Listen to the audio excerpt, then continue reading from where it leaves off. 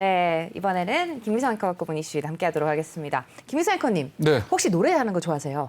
뭐 가끔. 아, 그러세요? 그렇습니다. 네. 우리나라 사람들 노래하는 거 굉장히 좋아하잖아요. 특히 2차로 어떻게 회식을 갔을 때 노래하는 걸 굉장히 참 좋아하는데요.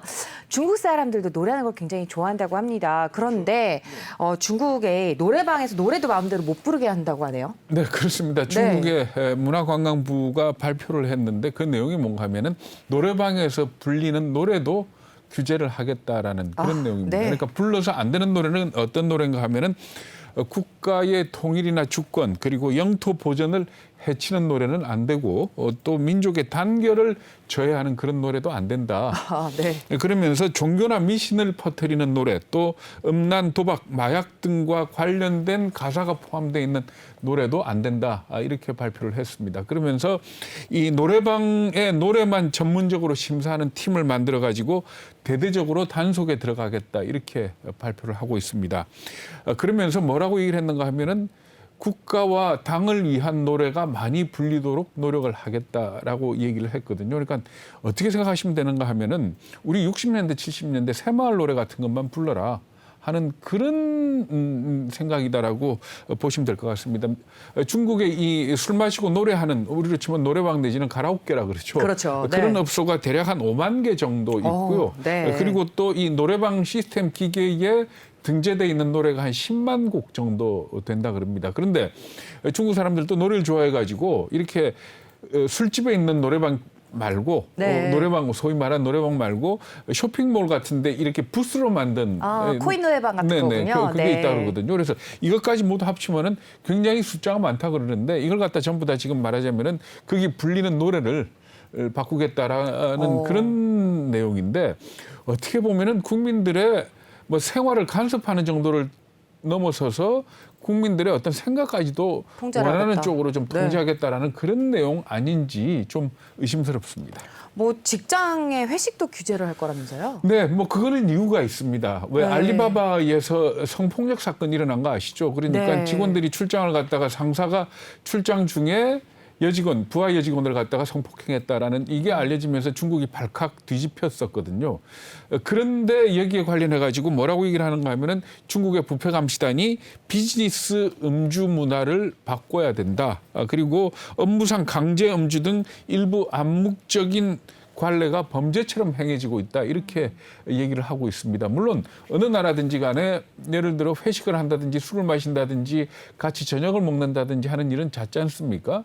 그런데 이게 사고로 이어지는 거는 어떻게 보면 범죄성과 관련된 거고 네. 그래서 이 직장에 회식을 갖다가 말하자면 규제하겠다는 그런 내용인데 사실은 회식을 강제할 게 아니고 직장 문화가 바뀌어야 되는 거 아닙니까? 그러니까 그렇죠. 우리도 옛날에 70년대, 80년대 입사한 경우 같은 경우에는 술 마시러 가자 그러면 할 수 없이 따라가야 되고 술 주면 못 마셔도 마셔야 되고 뭐 이랬지 않습니까?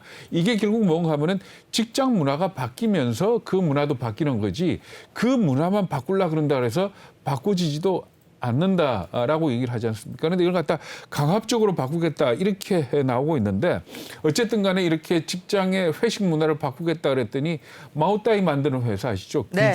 귀주 마오따이 네. 모태주라는 회사인데 이 회사를 포함해 가지고 술 만드는 회사들의 주가가 2% 이상 폭락하는 그런. 그런 네. 사태를 빚기도 했습니다. 왜 중국이 이렇게 요즘 하루가 다르게 규제가 나오고 그 규제의 내용을 보면은 국민 생활과 굉장히 밀접한 그러니까 처음에는 빅테크로 시작을 했지만은 이제는 보면은 이 노래방, 네, 뭐 교육, 회식, 네. 뭐 이런 데까지 이렇게 가고 있는 걸 보면 결국은 외신들이 분석하기에는 시진핑 주석의 3기 집권하고 연관이 된 것 같다 이렇게 풀이를 하고 있습니다. 그러니까 지금 현재 어떤 3기 집권을 앞두고 민심 위반과 관련된 그런 부분에 대해서는 철저히 때려잡겠다라는 그런 입장인 거거든요. 네. 그러니까 일부 말하자면 전체 어떤 소외된 계층들에 대한 일종의 강한 퇴시인데 이 술 문화를 때려잡는다든지 노래방을 규제한다든지 사립학교를 없앤다든지 또는 사교육을 철폐한다든지 하는 이런 것들은 어떻게 보면은 반발 세력도 꽤 생길 수 있는 그런 부분이고 이 반발 세력들이 지금까지는 시진핑 주석의 우호 세력들이었거든요. 네. 그렇게 본다면은 과연 저게 중국이라는 나라를 위해서도 좋은 건지 하는 부분에 대해서는 좀 생각을 해봐야 될 것 같습니다. 네, 노래까지 규제를 한다고 하니까 일제 강점기가 갑자기 생각이 나는데요. 네, 첫 번째 이슈 확인을 해봤고요. 이어서 두 번째 이슈도 말씀 나눠보도록 하겠습니다. 두 번째 이슈는요, 우유 가격이 인상될지 모른다 이런 이야기가 나오면서 우유 가격이 오르게 되면 미치는 파장이 만만치 않게 되겠습니다. 우유가 들어가는 곳이 한두 군데가 아니잖아요. 뭐 그렇죠. 케이크에도 들어갈 것이고 그렇죠. 네.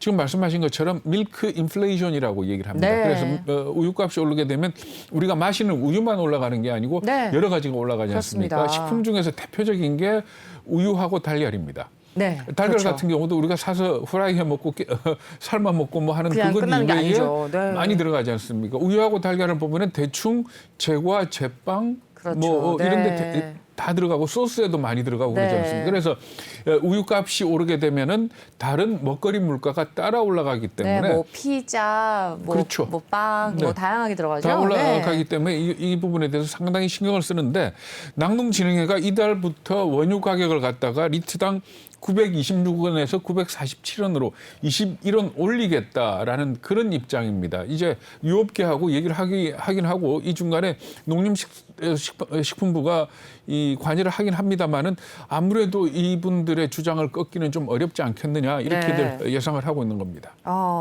낙농업계라든지 우유업체 입장들은 어떤가요?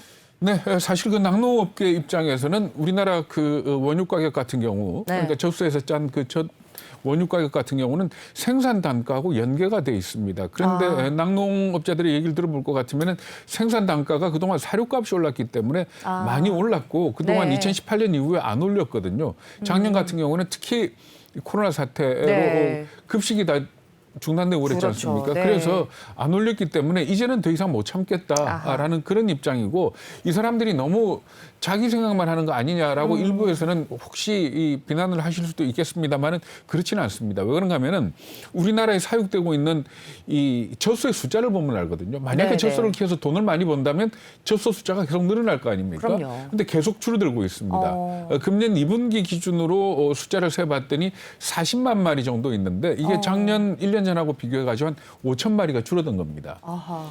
그렇다면은 이 우유 만드는 업체, 네. 서울우유, 남양유업, 매일유업 같은 경우에는 그렇다고 사정이 넉넉하냐? 네. 그건 아니거든요. 이쪽 입장에서도 만약에 네. 이 원유값이 오르게 된다면 우리 제품값 올리는 게 불가피하다라는 그런 입장입니다. 그래서 네. 2018년에 어떤 일이 있었는가 하면은 원유 가격을 4원 올렸거든요. 네. 4원, 1리터에 네. 4원을 4원이요? 올렸는데 그랬더니 그 서울우유가 1리터에 얼마를 올렸는가 하면 90원을 올렸어요. 90원이요? 네, 90원을 올렸고 그리고 남양유업하고 매일유업은 아마 기억하실 겁니다. 그때까지는 1리터짜리로 나오다가 네. 900리터로 양을 줄입니다. 어머나. 그러니까 사실 네. 이 우유업계 입장에서도 원유 가격 4원 올라가는 부담이 그렇게 컸던 겁니다. 너무하는 거 아닌가요? 4원 올렸는데 90원 올리고 리터 줄이고 너무하는 것 같아요. 근데 그 부분도 조금 이해를 네. 해야 될 부분이 어디에 있는가 하면은 우리나라의 이 우유 산업 체계를 보면은 네. 낙농가에서 우유를 생산하지 않습니까? 그러면 우유를 생산하면 원유 가격을 갖다가 협상해서 정해가지고 각 우유 회사에 할당되는 배정 물량이 있습니다. 그러면 네. 그 배정 물량을 사야 됩니다. 팔리든 안 팔리든 사야 되거든요. 그러면은 서울우유든 남양유업이든 이 우유를 사갖고 와서 우유로 만들어 팔거나 아니면 치즈를 만들고 그래도 안 팔리는 거는 뭔가 하면은 분유로 만들어서 보관을 네. 하는 아하. 그런 식으로 가게 돼 있습니다. 그런데 워낙 우유가 안 팔리다 보니까 분유 재고량이 계속 늘어나고 있다. 네. 이렇게 보시면 되는 겁니다. 그러니까 우유업계 입장에서는 우리가 말하자면 원유를 사서 우유만 만들어 갖고 판다면은 4원 올랐을 때 90원 올릴 일이 없겠지만 그렇죠. 결국 안 팔리는 거는 남으니까. 분유로 재고로 네. 남는 거 아닙니까? 그러니까 그것까지 계산을 하자면 그렇게 많이 올릴 수밖에 없다라는 그런 논리거든요. 그러니까 양쪽 다 얘기를 들어보면은 분명히 가는. 이해는 되는 부분이 네. 있습니다. 그러면 가장 큰 원인이 뭐냐? 우유를 안 마시기 때문입니다. 그러네요. 네. 우리나라 사람들 우유 마시는 양이 1년에 대략 한 26kg 1인당쯤 되는데 네. 문제는 계속 줄어들고 있습니다. 그러니까 제가 어릴 때 우유가 처음 왜 서울우유 병우유 나왔을 때인데 참 말하자면은 무슨 일이 없을 때 아니면 못 마시는. 네, 없어서 못 마시는. 네, 그랬었는데 네. 지금은 분위기가 바뀌어가지고 우유를 안 먹는 어린이들도 많고요. 어. 또 부모들도 우유보다 더 좋은 걸 먹이려고 아마 그러는 것 같은데 네. 글쎄요, 우유에 대해서는 조금 좀 그래도 어쨌든 완전 식품이라는 거 아닙니까? 그러니까 그럼요. 이 부분에 대해서는 좀 국민적인 홍보도 좀 필요하지 않을까 이렇게 지적을 하고 있습니다.